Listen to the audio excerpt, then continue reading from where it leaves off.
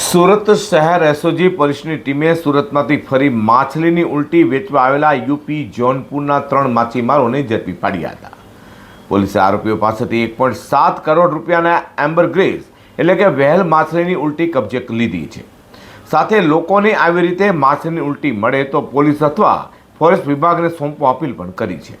Surat police commissioner Anupamsinh Gehlot દ્વારા શહેરમાં ambergris એટલે કે વ્હેલ માછલીની ઉલટી લાવી વેચાણ કરનારાઓ સામે કાર્યવાહી કરવા આપેલી સૂચના લઈને સ્પેશિયલ ઓપરેશન ગ્રુપ એટલે કે એસઓજીના ડીસીપી રાજદીપસિંહ નકુમની ટીમ પોલીસ ઇન્સ્પેક્ટર અતુલ સોનારાના માર્ગદર્શન હેઠળ તપાસમાં હતી.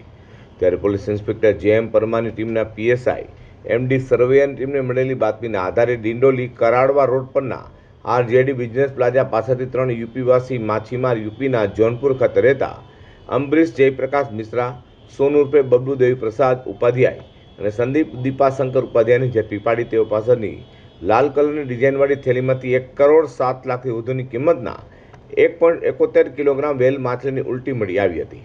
તેથી પોલીસે તેઓની ધરપકડ કરી પૂછપરછ કરતા આરોપીએ કબૂલાત કરી હતી કે આજથી 3 મહિના પહેલા સાથી માછીમાર કાવી કંબોઈ ખાતે માછીમારી કરવા ગયો હતો તો તેના વેલ માછલીની ઉલટી મળતા વેચાણ માટે આપતા સુરતમાં ઊંચી કિંમતે વેચાઈ જશે તેવા આશય સાથે ત્રણેય સુરત આવ્યા છે.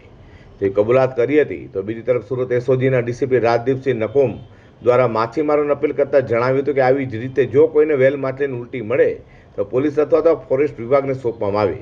જો કોઈ વ્યક્તિ આવી રીતે વેચશે તો પકડાઈ જશે.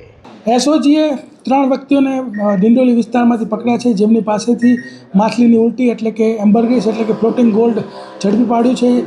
1 કિલોગ્રામ 70 ગ્રામ 1 કિલો 70 ગ્રામ જેટલું છે, જેની આંતરરાષ્ટ્રીય કિંમત 1 કરોડ 10 લાખ 7 હજાર રૂપિયા થાય છે.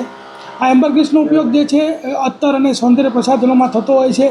આ લોકો ભરૂચના દરિયા કિનારેથી ધીરુ વાઘેલા અને ઉમેશ ભાલિયા બંને આ લોકોને વેચવા માટે 3 મહિના અગાઉ આપેલું. 1 અઠવાડિયાથી આ લોકો વેચવા માટે ફરતા હતા અને એ વેચવા માટે કસ્ટમર શોધતા હતા. એ દરમિયાન કોઈ વ્યક્તિને જાણ થતાં એસઓજીને બાતમી મળી અને એસઓજી બાતમી મળતા આ લોકોને ઝડપી પાડ્યા. 3 આરોપીનું નામ છે અમરીશ મિશ્રા, સોનુ બબલુ ઉપાધ્યાય અને સંદીપ ઉપાધ્યાય. અમરીશ મિશ્રા છે ફ્લિપકાર્ટની અંદર ડિલિવરીનું કામ કરે છે અને સોનુ ઉપાધ્યાય અને સંદીપ ઉપાધ્યાય બંને રિક્ષા ડ્રાઈવર છે. સુરતમાં અગાઉ પણ એસઓજી પોલીસ દ્વારા અનેક લોકોને વેલ માછલીની ઉલટી સાથે ઝડપી પાડ્યા છે. ત્યારે ફરી 1.7 કરોડ રૂપિયાની વેલ માછલીની ઉલટી સાથે 3 પકડાતા મામલે એસઓજી દ્વારા વધુ તપાસ હાથ ધરાઈ છે.